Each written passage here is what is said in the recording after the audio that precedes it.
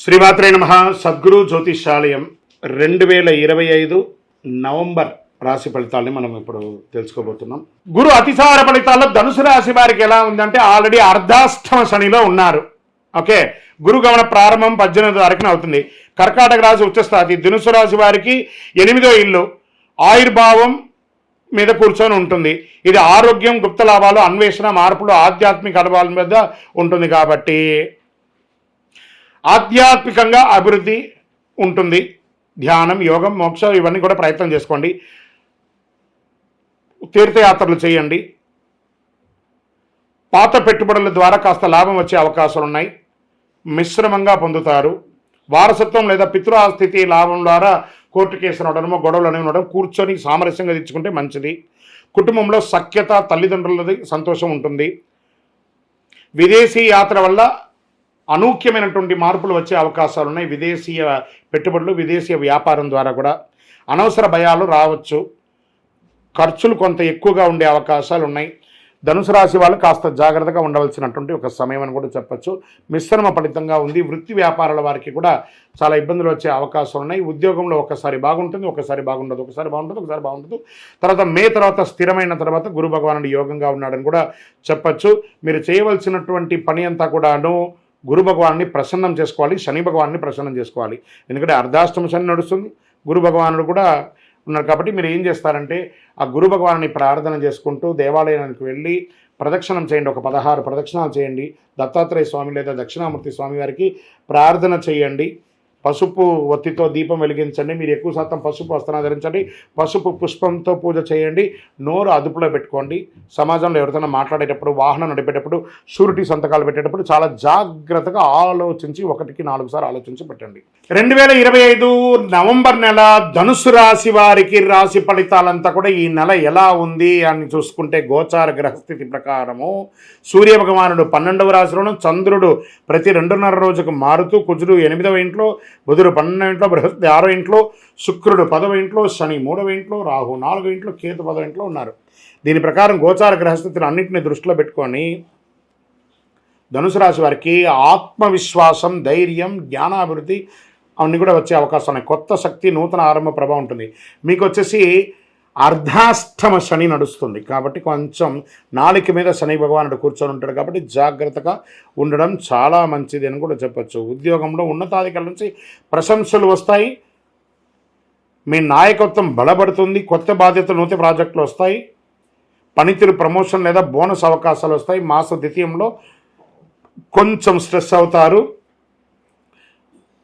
కొంచెం మాట పట్టింపులు వచ్చే అవకాశాన్ని నోరు అదుపులో ఉంచుకుంటే చాలు. వ్యాపార పరంగా గురు భగవానుడు మంచి అవకాశాలను ఇస్తున్నాడు. కొత్త కాంట్రాక్టులు, మిత్ర సహకారం లభిస్తుంది. మీ కృషికి ప్రతిఫలం ఖాయం. వ్యాపార విస్తరణ అనుకూలంగా ఉంటుందని కూడా చెప్పచ్చు. ఉద్యోగం చేసే వాళ్ళకి మంచి ఫలితాలను పొందొచ్చు. కఠిన నిర్ణయాలు తీసుకునే ధైర్యం వస్తుంది. రాజకీయ నాయకులకి, ప్రజాప్రతినిధులకి ఇది ఒక మంచి సమయం కూడా చెప్పచ్చు. ప్రజా మద్దతు బాగా పెరుగుతుంది. క్రమశిక్షణతో కూడిన విజయాన్ని సాధిస్తారు. ప్రజా సమస్య పట్ల ప్రజల నమ్మకం మరింత పెరుగుతుంది.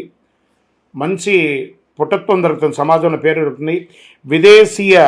విదేశీయ లాభాలు, కొత్త కాంట్రాక్టులు వచ్చే అవకాశాలు ఉన్నాయి. ఐటీ రంగంలో ఉన్న వారికి కాస్త లీడర్షిప్ రోల్, కొత్త టెక్ ప్రాజెక్టులు ఇవన్నీ కొంచెము స్ట్రెస్ని ఎక్కువ తీసుకొచ్చి పెడుతుంది.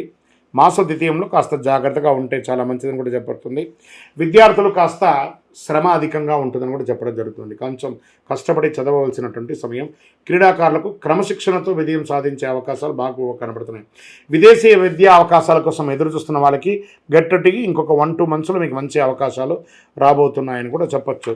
స్త్రీలకు కొత్త వస్త్రాలు, ఆభరణాలు, వాహన యోగం కూడా అవకాశాలు కనబడుతున్నాయి. మానసిక కాస్త ప్రశాంతత తగ్గుతూ ఉంటుంది. కాస్త జాగ్రత్త పడని కూడా చెప్పచ్చు. రైతులకి అద్భుతంగా ఉంటుందని కూడా చెప్పచ్చు. పరిశ్రమల రంగంలో ఉన్న వారికి కొత్త ఆర్డర్లు, ప్రభుత్వ సబ్సిడీలు వచ్చే అవకాశాలు రైతులకు బాగా ఉందని కూడా చెప్పచ్చు. మార్కెట్ మిశ్రమంగా ఉంది. రియల్ ఎస్టేట్ కూడా మిశ్రమంగానే ఉందని చెప్పచ్చు. పెట్టుబడులు పెట్టేటప్పుడు చాలా జాగ్రత్తగా ఉండాలి అని కూడా చెప్పడం జరుగుతుంది. ఆరోగ్యం కాస్త మిశ్రమం. ఈ నెల కొంచెము మిశ్రమంగానే అన్నీ కనబడుతున్నాయి కాబట్టి జాగ్రత్తగా ఉండడం మంచిది. ఒక మంచి డాక్టర్ని సంప్రదించండి. యోగా లాంటిది చేయండి. కాస్త మానసిక స్ట్రెస్ని కాస్త తగ్గించుకోవడానికి ప్రయత్నం చేయండి. గోధుమ రంగు మరియు పసుపు రంగు ఈ నెలంతా కూడా మీకు చాలా కలిసి వస్తుంది. నంబర్ 3 అనే ఒక సంఖ్య మీకు చాలా కలిసి వస్తుంది. తూర్పు మరియు దక్షిణ దిక్కు ప్రయాణాలు మీకు చాలా అనుకూలంగా ఉంటుంది. గురు భగవాన్ని ప్రార్థన చేయండి, బృహస్పతికి పూజ చేయండి, పసుపు వస్త్రాలతో దానం ఇవ్వండి, పసుపు పూల దానం చేయండి. ఓం గ్రీం గురవే నమః అనే మంత్రాన్ని 108 సార్లు జపించండి. పేద విద్యార్థులకు పుస్తకం దానం చేయండి. మీ వయస్సు ఎంత ఉందో అన్ని దీపాలను మీ ఇష్టదైవం, కులదైవం లేదా శివాలయంలో వెళ్ళి నువ్వుల నూనెతో దీపం వెలిగించండి. ఇంకను మీ యొక్క వ్యక్తిగత జాతకం తెలుసుకోవడానికి కోసం మీ పేరు, మీ date of birth, time of birth, place of birth 9000077149 అనే మా నంబర్కి వాట్సాప్ చేయండి. విజయోస్తు. రకరకాలైన ఛానల్స్, రకరకాలైనటువంటి మాటలు అన్నీ వింటూ ఉంటే దేనిని వినాలి, ఏది చేయాలి అనేది ఒక క్వశ్చన్స్లోని అందరూ చూస్తుంటారు. గోచార గ్రహస్థితులు అన్నింటినీ దృష్టిలో పెట్టుకొని ప్రతి ఒక్క వ్యక్తి యొక్క స్త్రీ పురుషులందరినీ దృష్టిలో పెట్టుకొని చెప్పడం జరుగుతుంది. ఈ యొక్క జాతకం అనేది ఈ గోచార గ్రహస్థితి ద్వారా మీ వ్యక్తిగత జీవితానికి ఒక 30 నుంచి 40% మాత్రమే వర్తిస్తుంది. మీ యొక్క వ్యక్తిగత జాతకం తెలుసుకున్నప్పుడు మాత్రమే సంపూర్ణ ఫలితం అనేది వస్తుంది. మళ్ళీ చెప్తున్నాను, జాతకం అనేది పడుతున్న వర్షానికి ఒక గొడుగు మాత్రమే, కానీ జాతకం జీవితం కాదు. నేను ప్రతిసారి చెప్తూ ఉంటాను, మీరు మిమ్మల్ని నమ్మండి, మీ ఇష్టదైవాన్ని ప్రార్థన చేయండి, జాతకాన్ని ఒక అడిషనల్గా నిత్య జీవితంలో ఒక పార్ట్గా పెట్టుకోండి, కానీ జాతకమే జీవితం కాదు.